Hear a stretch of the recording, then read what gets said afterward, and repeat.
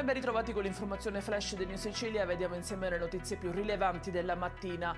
Dopo le dimissioni di Giacomo Minio dalla presidenza della Fondazione Agrigento 2025 potrebbe essere Maria Teresa Cucinotta, ex prefetto di Palermo, a raccogliere il testimone. Secondo alcune indiscrezioni la sua nomina dovrebbe essere formalizzata a breve. Rintracciato e arrestato Paolo Aurelio Errante Parrino, 77 anni, ritenuto il referente degli uomini di Matteo Messina Denaro in Lombardia. Era ricercato da sabato scorso a seguito di un mandato d'arresto.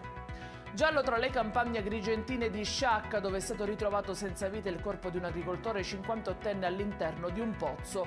Dell'uomo i familiari non avevano notizie da giorni. Al momento gli inquirenti non escludono alcuna pista in merito al decesso.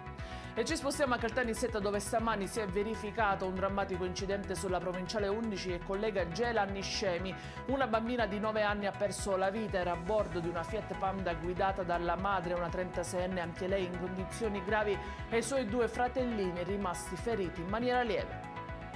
Si trova invece ricoverata all'ospedale Garibaldi Inesima di Catania una bimba di 18 mesi in gravi condizioni dopo aver ingerito una batteria a bottone. La piccola è stata sottoposta a un delicato intervento chirurgico allo stomaco. Gli acidi rilasciati dalla pila le avrebbero danneggiato gli organi interni.